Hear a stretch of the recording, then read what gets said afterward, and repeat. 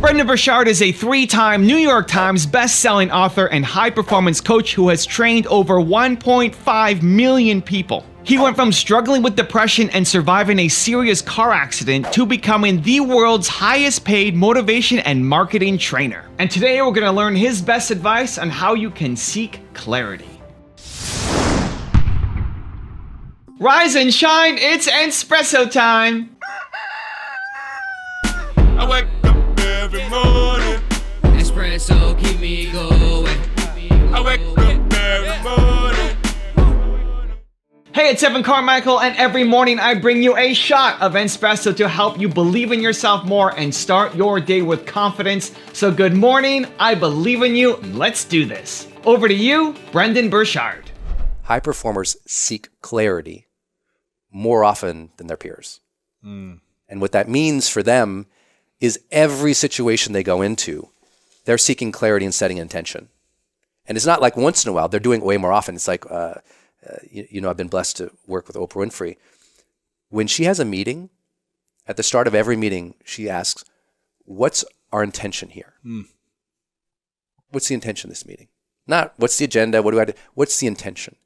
That's every meeting. So she's seeking clarity at the beginning of every meeting. That's why she's so amazing, right? If you think about her whole career, she was always trying to have people seek clarity on who they were so they could be themselves. That's what high performers are doing. They just do it more often.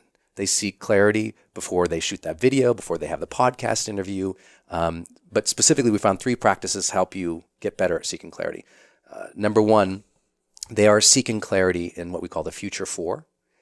So you've probably heard that successful people are more future-minded. It's true.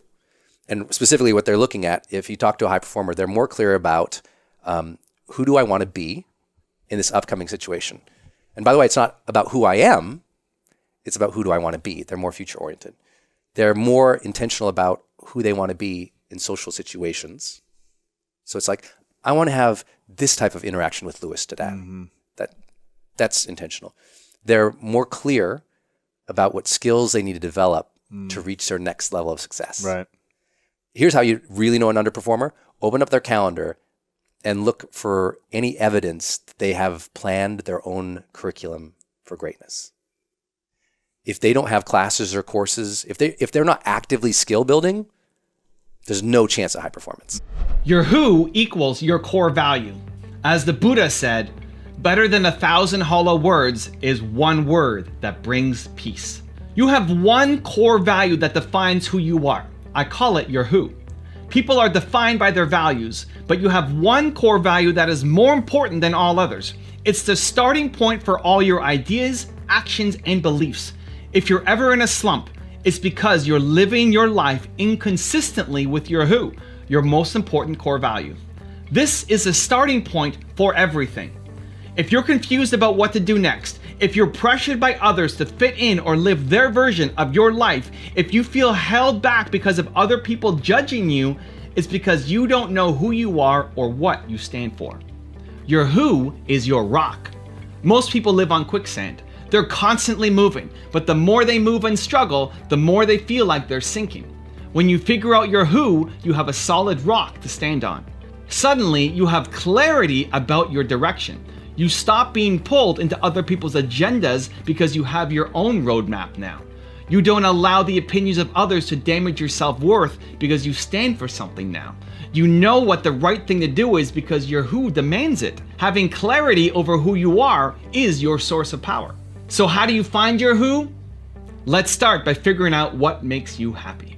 Now there are 5 questions that I'm going to walk through that I go into detail in this book. But before that, here's a special message from Brendon Bruchard. Listen, humans are built to serve. Some people are built to serve the world, others want to serve the 25 people closest to them. But in either case, humans are built to serve. So if you're not happy right now, it's because you're not serving enough. You got to pick up this book because it's so inspiring to remind you that we're all here to contribute, to make a difference, to make an impact, and this is your field guide for that. Okay, so figuring out your who, giving you the clarity to be able to make decisions, not feel judged as much by other people, and not let their opinions hold you back. I have what I call the 5 essential questions. If you've got this book already, it's on page 20. If not, I'm gonna go through them super quickly. You have to understand that all the good things in your life, all the memories, all the moments that made you come alive, they're all connected. They're all connected by a single most important core value. And when you figure that out, it's a great exercise looking backwards, but it actually becomes the compass or the roadmap for you going forward. When I figured out that my most important core value was believe, by looking backwards, I can now design a life and business around believe going forward, where I'm surrounded by people who also love believe, where I don't have negative people pulling me in different directions of what they want me to do in my life, and I have the confidence to stand on my rock. So if you want that, I'm gonna give you the 5 questions to answer, okay? The first one is, who was your favorite teacher growing up and why? So think about who your favorite teacher is of all time. You've had so many teachers. You might have had 100 teachers over the course of your life. Why Mrs. Jones from grade 8 homeroom, right? What was it? It wasn't because she taught you a certain math or science or homeroom. It's because she helped you be a better person. So what I want you to do is figure out who your favorite teacher is, pull out a pen or load up a notepad, you write their name down, and then give me 3 characteristics of them. So it might be, if I was thinking about Madame Farr, who was my favorite teacher in my last year of high school, I would put believe, I would put humble, and I would put kind, right? So for you, who's your favorite teacher? And then 3 keywords to describe them, okay? Second, what is your favorite movie of all time? For me, it's Seabiscuit. Seabiscuit's about this horse that's too small, a jockey that's too big, a business owner who has no money, and they all come together to win a whole bunch of races based off of true story. What is your favorite movie of all time? And then again, 3 keywords to describe that movie. Number 3, what do you love most about how your parents raised you? You might have had great parents. I love my parents. They're on the wall behind me here. They always told me I'm Evan Castrilli Carmichael. I could do anything that I believe that I can. You might love your parents. You might hate your parents. Try to find 3 things that you loved about them or about how they raised you, right? Even if you hate 99% of it, the maybe worst case scenario, there's something in there that you can pull from that you loved about how they raised you. Again, 3 things, write them down. Number 4, which successful person do you look up to and why? I've got some of them on my wall behind me. I got Steve Jobs, Deepa Giannini, my parents, Howard Schultz, Kanye West there in the back. Who do you look up to and why? And again, 3 characteristics of why you love these people. And then number 5, what lessons do you want your kids to have? Current kids, future kids, borrowed kids. If you had kids, or you currently do, and you had 1 lesson to teach them, or in this case, maybe 3 lessons, what do you want them to learn, right? Write down 3 things. So you've got 5 questions, you have 3 answers for each, you got 15 ideas here. Now you look through and you see what's the common thread. That's your who. What's the thing that comes up over and over and over and over and over again? These are the things that you love, that make you come alive. That connection. Now that's your 1 word, that's your who, that allows you to build a better life, a better business, a better plan, have a better roadmap for yourself, so you stop caring about what other people want you to do. You have the confidence in yourself now because you know who you are, you got that clarity to know what you stand for. Now I've got a really special bonus clip that I think you're gonna enjoy, but before that, question of the day, I wanna know, what is your who? What is your single most important core value above all others? Let me know, put it down in the comments below. And if you made it this far in the video and you promise, you commit to take action, Believe Nation, we don't just watch videos, we do something about it. If that's you, give me a hashtag Believe in the comments, and also tell me where you're from, because I want to celebrate you. Clarity is the DNA of mastery. So if you look at the titans of business, the true leaders in finance, these people literally will say, look at my charts. If you look at a great military leader, you look at a great athlete, they have such granular, in a world of superficiality, they have shifted to massive granularity so they know in intimate detail exactly what their future timeline will look like. Why?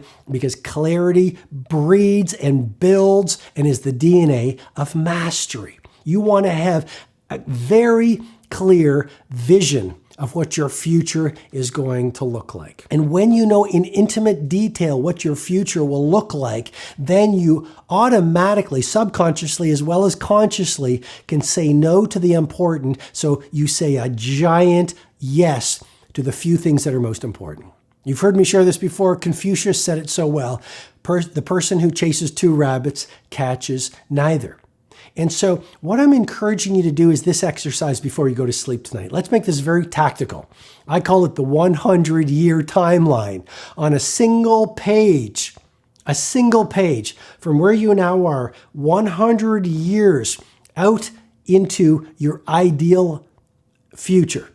I want you every single milestone on a single line to say, here's where I now am. Here's what's going to happen next week, next month, next quarter, next year, 3 years, 5 years, 10 years, 25 years, 50 years, 75 years, 1 year, 100 years, until you have a 100-year timeline. On the other side of the piece of paper with crayons. So you tap into your part of the brain responsible for creativity, your right brain, okay? With crayons, draw out your ideal family life, draw 1 year away, draw out your business life 1 year away, draw out your adventure life 1 year out into the future, draw out your financial life, draw out your material life, literally on a page with crayons so you're not thinking, because here's I think a needle-moving insight. World class comes from instinct versus intelligence. You get your best ideas when you get out of your thinking. And just to give you some neuroscience, the seat of reasoning is the prefrontal cortex, but there's a phenomenon I teach in my live events called transient hypofrontality. This is the secret of genius. Geniuses don't get their ideas for Uber, Amazon, the electric bulb, Tesla, Shakespeare, the polio vaccination, SpaceX. Great ideas don't come from the intellects. They don't come from the neocortex reasoning and thinking. All great heroes and great inventors and great creators dialed into something deeper. When you get out of your neocortex through solitude and my life structure that I teach called the tight bubble of total focus, and when you get away from distraction and you immerse yourself in deep creativity and creation, and you find your laboratory, or what I call your Menlo Park, like Edison had his Menlo Park, which was with the wilderness away from the world, what happens? The prefrontal cortex gets silent, and it's called transient, which means temporary, transient hypo, small, frontality. The neocortex, the seat in your brain of thinking, actually shuts down for a short period of time. This is profound information and will confirm your brain is built for genius. But if you don't do the right things, you're not going to be able to allow the genius to see the light of day. If you want to know how Brendon Burchard manipulates his brain to get him what he wants, check out the video right there next to me. I think you'll enjoy it. Continue to believe, and I'll see you there.